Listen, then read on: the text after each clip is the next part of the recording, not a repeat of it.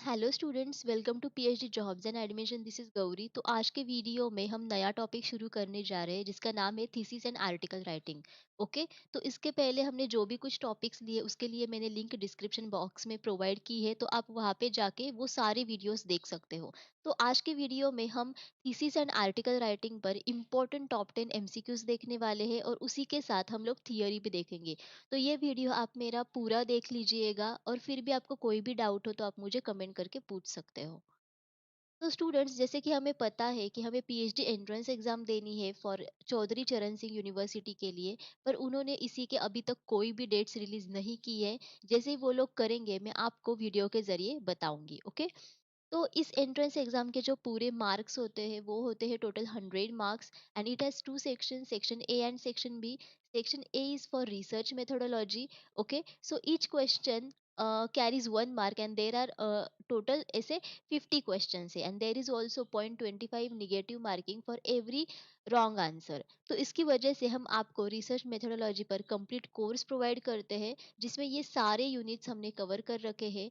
इस कोर्स में हम आपको full syllabus video lectures provide करते हैं जिसमें थियरी और एमसीक्यूज दोनों भी आते हैं। हम आपको फुल सिलेबस नोट्स और मॉक टेस्ट प्रोवाइड करते हैं। ऐसे हमारे पास 10 मॉक टेस्ट है and each mock test has 40 MCQs. तो इसी में ही आपके 400 एमसीक्यूज कवर होते हैं। हम आपको 1500 प्लस का एमसीक्यूज का रिवीजन पीडीएफ भी प्रोवाइड करते हैं जिसकी वजह से आप ये सारा जो रिसर्च मेथोडोलॉजी का टॉपिक है वो आप अच्छी तरीके से रिवाइज भी कर सको। और ये सारी चीज़ें हम आपको हिंदी और इंग्लिश दोनों ही लैंग्वेज में प्रोवाइड करते हैं। ओके, तो स्टूडेंट्स, हम आपको 100% गारंटी दिलवाते हैं कि इस कोर्स की वजह से आप पासिंग स्कोर तो पा ही लोगे, पर आपको इंटरव्यू में भी बहुत फ़ायदा होगा। तो इसकी वजह से आपको ये कोर्स जल्द से जल्द परचेस करना है, और इस कोर्स को परचेस करने के लिए आप ग्लोबल ऑनलाइन ऐप डाउनलोड कर सकते हो जिसके लिए मैंने लिंक डिस्क्रिप्शन में प्रोवाइड की है। ओके, या फिर इनमें से किसी भी नंबर पर आप व्हाट्सएप थ्रू कांटेक्ट भी कर सकते हो। तो स्टूडेंट्स, इस कोर्स को आपको जल्द से जल्द परचेस करना है ताकि आप इस एग्जाम को क्रैक कर सको। और इस एग्जाम की फी ओनली, सॉरी, इस कोर्स की फी ओनली 699 रुपीज है। Okay, so students, let us start with our today's first question। तो यहाँ पे पूछा है कि which of the following are issues in writing a research proposal। अगर हमें कोई भी रिसर्च प्रपोजल को लिखना है तो उनमें हमें कौन से ऑब्जेक्टिव्स लेने चाहिए, ऐसा यहाँ पे पूछा है। ओके, सो अगर हम रिसर्च प्रपोजल की बात करते हैं तो रिसर्च प्रपोजल का मतलब ये होता है कि इट इज़ अ डॉक्यूमेंट जिसमें हम हमारे रिसर्च प्रपोज सॉरी हमारे रिसर्च प्रोजेक्ट को प्रपोज करते हैं, एंड इसमें हम लोग रिक्वेस्ट भी करवाते हैं कि हमें हमारे रिसर्च के लिए स्पॉन्सरशिप दे दो। ओके, तो अगर हम रिसर्च प्रपोजल के ऑब्जेक्टिव की बात करते हैं तो इसमें पहला आता है कि हमें हमारे रिसर्च प्रॉब्लम का नेम लिखना है। So what should be the name of our research, ये हमें हम रिसर्च प्रपोजल में देते हैं। दूसरा आता है कि ऑब्जेक्टिव्स ऑफ आवर रिसर्च। तो ऑब्जेक्टिव्स ऑफ रिसर्च में क्या आता है कि हम हमारे रिसर्च क्वेश्चन को पूरी तरीके से डिस्क्राइब करते हैं। देन हमारा जो रिसर्च अप्रोच है उसको डिस्क्राइब करते हैं। देन हमारा जो रिसर्च प्रपोजल है उसको डिस्क्राइब करते हैं। तो ये सारी चीजें ऑब्जेक्टिव्स ऑफ रिसर्च में आती है। तीसरा आता है कि हाइपोथेसिस, यानी कि हमारा जो रिसर्च प्रॉब्लम है उसको डिस्क्राइब करना और उसके हिसाब से हम लोग टेस्टिंग करवाते हैं। तो ये आता है हाइपोथेसिस में। And the last one is the data analysis, मतलब जो भी डेटा हम लोग कलेक्ट करते हैं तो उस डेटा का एनालिसिस करना, ये आता है डेटा एनालिसिस में। तो वो डेटा क्या है, मतलब उसको हम लोग क्या करते हैं, उसको एडिट करवाते हैं। ओके, सो ये सारी चीजें हम लोग करके उस डेटा को ऐसा इंश्योर बनाते हैं कि ये डेटा हमें बहुत फायदा होगा इस डेटा की वजह से। तो ये सारी चीजें जो आती है वो आती है कि रिसर्च प्रपोजल के ऑब्जेक्टिव्स में। अब हम देखते हैं कि हमें क्या ऑप्शंस दिए हैं। पहला है selection of the appropriate topic. Yes, ये तो हमने देखा कि नेमिंग ऑफ द टॉपिक, मतलब हमें उस टॉपिक का अप्रोप्रिएटली सिलेक्शन करके उसको नेमिंग भी करना है, तो ये भी आ जाएगा। Framing of research objectives, yes, हमें ऑब्जेक्टिव्स को फ्रेम करना है रिसर्च के। ओके, सो ये भी आएगा। फ्रेमिंग ऑफ हाइपोथेसिस और रिसर्च क्वेश्चन, यस, हाइपोथेसिस, तो ये भी आएगा। Convincing friends and colleagues, yes, अगर हमें कोई भी रिसर्च प्रपोजल के ऑब्जेक्टिव्स के बारे में देखना है, तो हम लोग फ्रेंड्स और कलीग्स को कन्विंस नहीं करते, मतलब इसका कोई लॉजिक नहीं है यहाँ पे, तो ये नहीं आएगा। And the last one is choosing the correct research method and data analysis techniques. Yes, data analysis, तो ये भी आएगा। तो हमारे पास ए बी एंड ई, ये चार जो यहाँ पे दिए हैं स्टेटमेंट्स, वो आएंगे। तो हमारा जो लास्ट ऑप्शन है A B and E only is the correct answer to our question. Okay, now students, हमारा जो नेक्स्ट क्वेश्चन है इसमें पूछा है कि the personalistic styles of writing a research report are permissible in which of the following research. तो इनमें से कौन सा रिसर्च ऐसा है जिसमें पर्सनैलिस्टिक स्टाइल को परमिशन है while writing a research report. Okay, तो पर्सनैलिस्टिक जो स्टाइल है इसका मीनिंग ये है कि जब भी हम लोग रिसर्च रिपोर्ट को राइट करते हैं, तब हम जो पर्सन्स होते हैं उन पर्सन्स के जो एक्सप्रेशंस होते हैं या फिर उनके जो बिहेवियर होते हैं, उनके कैरेक्टरिस्टिक को हम लोग ज्यादा से ज्यादा इम्पोर्टेंस देते हैं। ओके, तो ये जो स्टाइल है, it is permissible in three types of research reports. पहला तो है कि ग्राउंडेड थियरी रिपोर्ट। ओके, दूसरा जो है it is participant observation based report. Okay, and the third one is case studies, okay, research. Okay, and it is not permissible in these types of research report। उसमें पहला ये है कि historical research and the second one is experimental research। Okay, तो students अब हम देखते हैं कि हमें क्या क्या ऑप्शंस दिए गए हैं। ग्राउंडेड थियरी रिसर्च हमने देखा कि it is permissible in grounded research. Okay, so इसमें तो वो आ जाएगा। एक्सपेरिमेंटल रिसर्च में ये परमिसिबल नहीं है, तो ये नहीं आएगा। पार्टिसिपेंट ऑब्जर्वेशन बेस्ड रिसर्च, इसमें भी आ जाएगा। हिस्टोरिकल रिसर्च इसमें नहीं आएगा।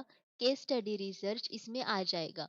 तो ए सी और ई, ये जो ऑप्शंस है इसमें पर्सनलिस्टिक स्टाइल्स परमिसिबल है व्हेनेवर हम लोग रिसर्च रिसर्च रिपोर्ट को राइट करते हैं। ओके, तो ए सी एंड ई, तो हमारा जो लास्ट ऑप्शन है A C and E is the correct answer to our question. Okay, now students, हमारा जो थर्ड क्वेश्चन है इसमें पूछा है कि in which of the following formats research abstract is must. So इनमें से कौन से फॉर्मेट में रिसर्च अब्स्ट्रैक्ट को लिखना इज मस्ट थिंग, मतलब हमें लिखना ही है। ओके, तो जब हम रिसर्च अब्स्ट्रैक्ट की बात करते हैं, तो अब्स्ट्रैक्ट हमारा जो जब भी कोई भी थीसिस हो, कोई भी रिसर्च आर्टिकल हो, तो उसका पूरा का पूरा जो समरी होता है वो हम लोग अब्स्ट्रैक्ट में देते हैं। एंड abstract जो होता है it is only one paragraph होता है, and it has at most 300 words. Okay, so research article यहाँ पे दिया है हमें, तो रिसर्च आर्टिकल का मतलब ये होता है कि जब भी कोई भी हमारे रिजल्ट्स के रिपोर्ट्स होते हैं, तो उन रिपोर्ट्स को रिव्यू करना, यानी कि हम लोग वो रिसर्च आर्टिकल में करवाते हैं। और रिसर्च आर्टिकल को हम लोग पीयर रिव्यू जर्नल्स में पब्लिश भी करवाते हैं। और रिसर्च आर्टिकल जब भी हम लोग लिखते हैं, तो research article consist of title, then उसके अंदर आता है abstract, then introduction. Okay, then उसके अंदर आता है मेथोडोलॉजी, रिजल्ट्स। ओके, एंड उसके बाद आता है कि discussion and references. Okay, then हमें सेकेंड ऑप्शन दिया है सेमिनार पेपर प्रेजेंटेड। तो सेमिनार पेपर को हम लोग जो हमारा ओरिजिनल रिसर्च टॉपिक होता है उसको हम लोग प्रेजेंट करते हैं, वो भी वेरी इन एकेडमिक सेटिंग्स। और वो भी हम लोग बहुत ही स्पेसिफिक और इंटरेस्टेड लोगों के सामने सेमिनार पेपर को प्रेजेंट करवाते हैं। तो सेमिनार पेपर में भी जो आता है, जो भी हम कुछ इंक्लूड करते हैं, तो वो आता है कि पहला आता है कि एब्स्ट्रैक्ट, देन दूसरा आता है उसमें क्या क्या बैकग्राउंड होना चाहिए, वो आता है, then analysis and conclusion. Okay, then thesis. तो थीसिस का मतलब ये है कि जब भी कोई भी स्टूडेंट एकेडमिकली कुछ रिसर्च करता है, okay, for example his work, then also authors work. So ये सारी चीजें हम लोग थीसिस में लाते हैं। Okay, so thesis consist of word. तो थीसिस में टाइटल पेज होता है, उसमें एब्स्ट्रैक्ट होता है, उसमें टेबल ऑफ कंटेंट्स आते हैं, उसमें इंट्रोडक्शन आता है, देन लिटरेचर ऑफ रिव्यू भी आता है, methodology, results, discussion, bibliography, references, ये सारी चीजें उसमें आती है। देन यहाँ पे दिया है रिसर्च सिनॉप्सिस। रिसर्च सिनॉप्सिस का मतलब ये है कि प्लान फॉर आवर रिसर्च, हम रिसर्च को कैसे प्लान करेंगे, तो ये आता है रिसर्च सिनॉप्सिस में। ओके, रिसर्च सिनॉप्सिस जब भी हम लोग लिखते हैं तो उसमें आता है कि what should be the statement of our problem, then हमारा रिसर्च ऑब्जेक्टिव्स क्या होना चाहिए, हमारे हाइपोथेसिस क्या होने चाहिए, then what kind of data we should collect, then उसमें हाइपोथेसिस टेस्टिंग के बारे में भी लिखना पड़ता है, देन डेटा कलेक्शन मेथड्स क्या होने चाहिए, then data analysis and conclusion. So basically ये जो है ना, it is similar to our research. मतलब हम जब भी कुछ रिसर्च करवाते हैं तो उस रिसर्च करवाते वक्त जो भी कुछ ऑब्जेक्टिव्स आते हैं, वो ऑब्जेक्टिव्स यानी कि हमारा रिसर्च सिनॉप्सिस। ओके, तो यहाँ पे हमने देखा कि अब्स्ट्रैक्ट का इस्तेमाल हम लोग रिसर्च आर्टिकल में करते हैं, सेमिनार पेपर में करते हैं और थीसिस में करते हैं। तो ये तीन जो है उसमें हम लोग करवाते हैं। ओके, तो इसमें से आप ही बताओ कि कौन सा ऑप्शन करेक्ट आंसर होगा।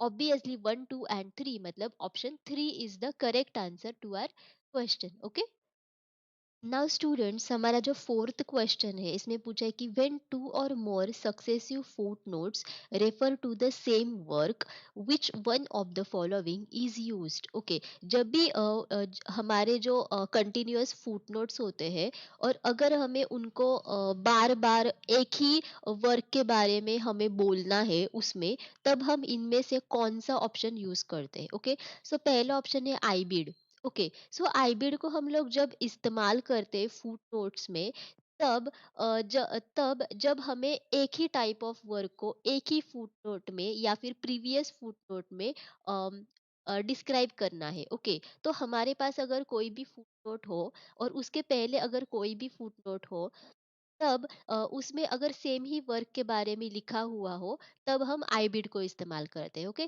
फुटनोट यानी कि क्या होता है, जब भी हम लोग कोई भी रिसर्च लिखते हैं तो उसके बहुत ही बॉटम में नीचे हम लोग कोई रेफरेंसेस लिखवाते हैं। सो ये इन रेफरेंस का इस्तेमाल हमने हमारी रिसर्च के लिए किया हुआ होता है, तो उसको हम बोलते हैं फुटनोट्स। ओके, सो यस, तो आईबिड को हम लोग कब लिखवाते हैं, जब भी हमें सेम टाइप ऑफ वर्क को रेफर करना हो तब हम आईबिड को लिखवाते हैं। एएल, ओके, जब भी हमारे पास बहुत सारे ऑथर्स के नाम होते हैं और हमें उनको अगर बार बार लिखना पड़ता है, तब हम लोग फर्स्ट ऑथर के नाम के आगे एएल लिखवाते हैं। ओके, OP.CIT, सो इसको हम जब लिखवाते हैं जब हमको बिब्लियोग्राफी को रेफर करना है, जिसमें हमारे वर्क के सारे साइट्स होते हैं, मतलब साइटिंग होते हैं, वो उसमें प्रेजेंट होते हैं। ओके, सो किसी भी ऐसी बिब्लियोग्राफी को रेफर करने के लिए हम OP.CIT को लिखवाते हैं। LOC.CIT, तो LOC.CIT को हम जब रेफर करते हैं जब हमको बार बार एक ही टाइटल और पेज नंबर को रिपीट करना होता है। ओके, तो यहाँ पे पूछा है कि जब भी हमको to or more successive footnotes को रेफर करना है टू द सेम वर्क, तब हम इनमें से क्या चूज करते हैं, तो आप ही बताओ मुझे। ऑब्वियसली हम तब आईबिड को इस्तेमाल करते हैं। ओके, तो the correct answer will be 1। Now students, हमारा जो फिफ्थ क्वेश्चन है इसमें दिया है कि the dash of a research article is placed near it's beginning. तो जब भी हम रिसर्च आर्टिकल को लिखवाते हैं तो उसको लिखवाते वक्त बहुत ही बिगिनिंग में इनमें से कौन सा ऑप्शन आता है। ओके, तो हमने देखा कि रिसर्च आर्टिकल में जो भी कुछ आता है तो उसमें पहले तो आता है कि what should be the abstract. Okay, तो हमारे रिसर्च आर्टिकल का अब्स्ट्रैक्ट क्या होना चाहिए वो आता है। देन उसके बाद आता है कि उसमें टाइटल क्या आना चाहिए। Okay, title. ओके, सो पहले तो टाइटल आता है, देन उसके बाद अब्स्ट्रैक्ट आता है, देन इंट्रोडक्शन आता है, मेथोडोलॉजी आता है, results, discussion and references. Okay, तो इसमें हम लोगों को उन्होंने ऑप्शंस दिए हैं, तो पहला ऑप्शन देखते हैं समरी। समरी यानी कि एग्जीक्यूटिव समरी, तो एग्जीक्यूटिव समरी में अब्स्ट्रैक्ट के ज्यादा इंफॉर्मेशन आती है। ओके, एब्स्ट्रैक्ट जो भी हमने देखा, एब्स्ट्रैक्ट ये एक समरी है रिसर्च आर्टिकल की, एंड इसको हम लोग एक ही पैराग्राफ में और एटमोस्ट 300 वर्ड्स में डिस्क्राइब करते हैं। Okay, synopsis. तो सिनॉप्सिस का मतलब ये होता है कि कोई भी पब्लिकेशन में सिनॉप्सिस को एब्स्ट्रैक्ट की जगह भी इस्तेमाल किया जाता है। ओके, पर सिनॉप्सिस को हम लोग वेरी बिगिनिंग में नहीं रखते रिसर्च आर्टिकल के। Okay, preface. प्रीफेस यानी कि प्रीफेस यानी कि इंट्रोडक्शन टू एनी बुक। जब भी कोई भी ऑथर बुक लिखवाता है तो उसके पहले प्रीफेस आता है, तो उसको हम कहते हैं प्रीफेस। ओके, देन अभी हमने देखा कि इनमें से चार ऑप्शंस में से एब्स्ट्रैक्ट ये एक ऐसा ऑप्शन है जिसको हम लोग रिसर्च आर्टिकल लिखने वक्त उसको बिगिनिंग में लिखवाते हैं। Okay, so the correct answer is two. Okay,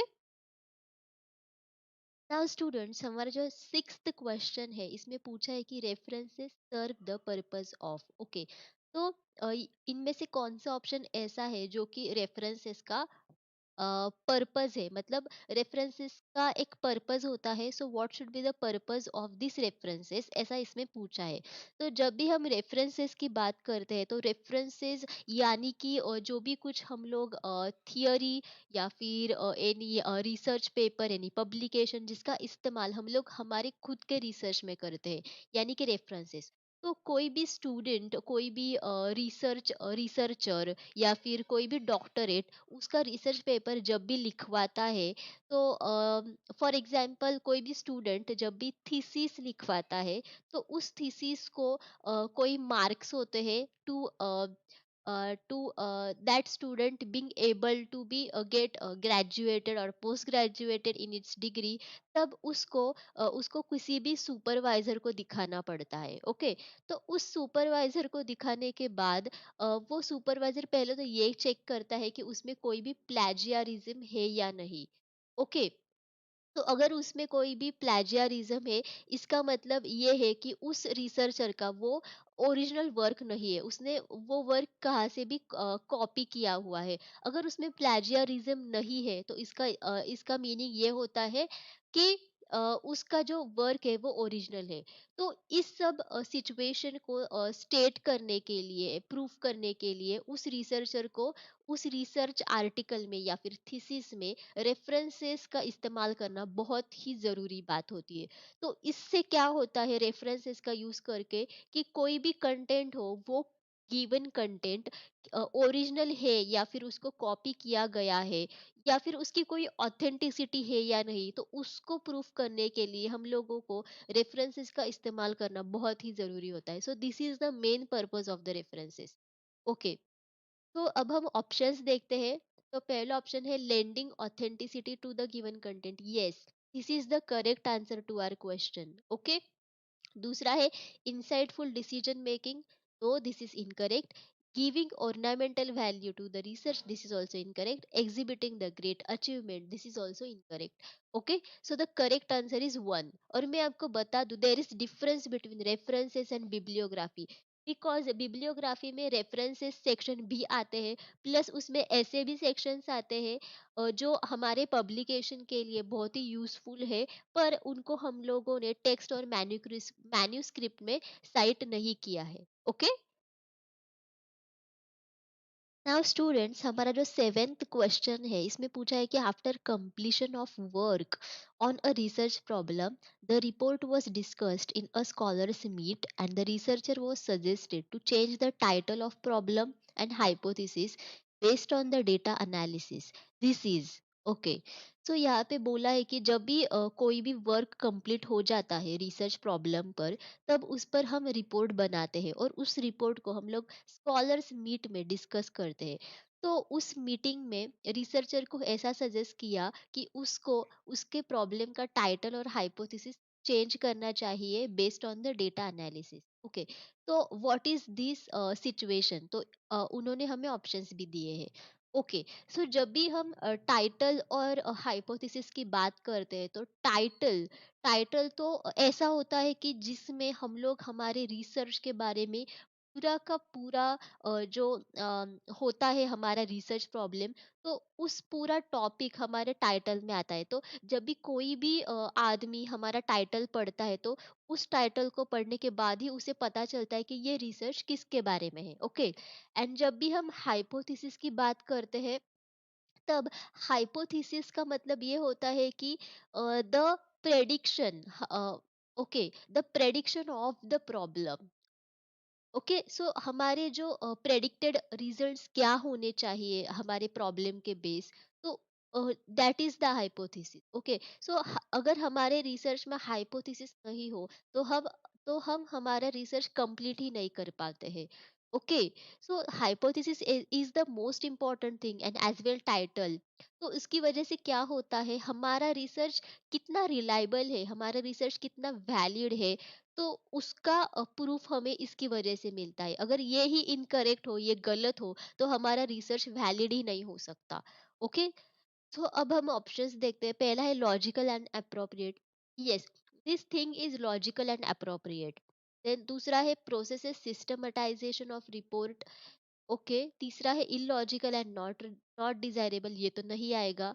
and the fourth one is improving the validity of the report. Yes, इसकी वजह से हम लोग हमारे रिपोर्ट की वैलिडिटी इंप्रूव करवाते हैं। So the correct answer to this question is four. Okay, now students, हमारा जो एथ क्वेश्चन है, इसमें पूछा है कि supervisor certification on the thesis.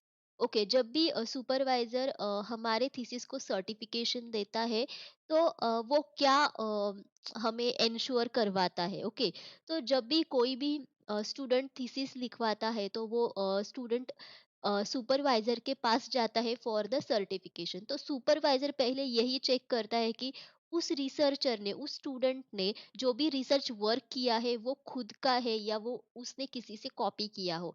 तो उसके लिए वो पहले तो प्लेजियरिज्म चेक करता है, यानी कि वो ये चेक करता है कि वो रिसर्च है वो कितना ओरिजिनल है। Okay, so this is the main purpose behind the supervisor certification. अब हम ऑप्शंस देखते हैं।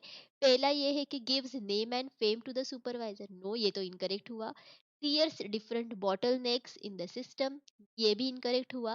Gives weightage to the scholar's work, ये भी इनकरेक्ट हुआ। And the last one is ensures originality of the work. Yes, ये ensure करवाता है कि रिसर्चर का वर्क कितना ओरिजिनल है। Okay, so the correct answer is four. Now students, हमारा जो नाइन्थ क्वेश्चन है, इसमें पूछा है कि the following is a format of citing bibliography in research. तो इनमें से कौन सा ऑप्शन ऐसा है जो कि एक फॉर्मेट है जब भी हम लोग बिब्लियोग्राफी को राइट करते हैं इन आर रिसर्च। तो पहला ऑप्शन है पीएए। पीएए का मतलब होता है pattern analysis and application. Okay, तो इसका इस्तेमाल हम लोग जब करते हैं, जब हमें जब भी हम लोग एडवांस्ड मेथड्स को हमारे रिसर्च में एग्जामाइन किया करना पड़ता है। ओके, तब हम इसका इस्तेमाल करते हैं। ओके, दूसरा है ई जर्नल। ई जर्नल यानी कि पीरियोडिकल पब्लिकेशन, जिसको हम लोग इंटरनेट पे इलेक्ट्रॉनिक फॉर्मेट में पब्लिश करवाते हैं। तीसरा है ओपैक। ओपैक का मतलब होता है ऑनलाइन पब्लिक एक्सेस कैटलॉग। तो ये एक डिजिटल डेटाबेस है मटेरियल्स का। फॉर एग्जाम्पल ऐसे materials, for example text journal, तो इनका जो डेटा होता है, तो वो डिजिटल फॉर्मेट में होता है, तो उसको हम बोलते हैं ओपैक। एपीए, एपीए ये एक फॉर्मेट है ऑफ राइटिंग द बिब्लियोग्राफी। और ये जो फॉर्मेट है वो अमेरिकन साइकोलॉजिकल एसोसिएशन का फॉर्मेट है। ओके, सो इसका एक पर्टिकुलर फॉर्मेट भी होता है। तो उसमें पहले तो आता है कि हम लोग ऑथर का नेम लिखवाते हैं उसमें। ओके, देन उसके बाद हम लोग ऑथर के इनिशियल्स लिखवाते हैं। मतलब उसके नेम के इनिशियल्स, पहले तो सरनेम देन इनिशियल्स। देन उसके बाद कब हमने वो पब्लिश किया था उसका date, then title of source, then location of publisher. तो ये सारी चीजें जब आती है, so this is the format of APA. तो yes, from all this four options, जो हमारा लास्ट ऑप्शन है दैट इज फोर, तो it is the specific format of citing bibliography in research. So this is the correct answer. Okay, now students, हमारे आज के video का जो last question है, इसमें पूछा है कि a predatory journal is the one whose publishers. तो एक प्रीडेटरी जर्नल एक ऐसे जर्नल होते हैं जिनके पब्लिशर्स कैसे होते हैं। तो इनके पब्लिशर्स बहुत ही स्कैम होते हैं, और ये ऑथर से पैसे तो लेते हैं पर उनको अच्छी तरीके से सर्विस नहीं प्रोवाइड करते। तो अब हम ऑप्शंस देखते हैं। Publish for a fee with सब स्टैंडर्ड और नो पीयर रिव्यूइंग। यस, ये एक ऐसे पब्लिशर है जो फी तो लेते हैं पर वो पीयर रिव्यूइंग नहीं करवाते। So this is correct answer to our question. Second है, the publishers of journals have acquired the publishers of journals in similar disciplinary domains. This is incorrect answer. तीसरा है, publish without a fee but with proper reviewing. So this is exactly opposite what are the predatory journal, because ये लोग पैसे तो लेते हैं but proper reviewing नहीं करवाते। बट यहाँ पे लिखा है कि ये पैसे नहीं लेते पर प्रॉपर रिव्यूइंग करवाते हैं। तो ये भी इनकरेक्ट आएगा। insist charging a fee for publishing after the manuscript has been accepted for publication with proper reviewing and editing, ये भी नहीं आएगा। Okay, so the correct answer to this question is 1। तो thank you for watching my this video. और अगर आपको कोई भी डाउट हो तो आप मुझे कमेंट करके पूछ सकते हो। And stay tune for my next video at 9 AM every day.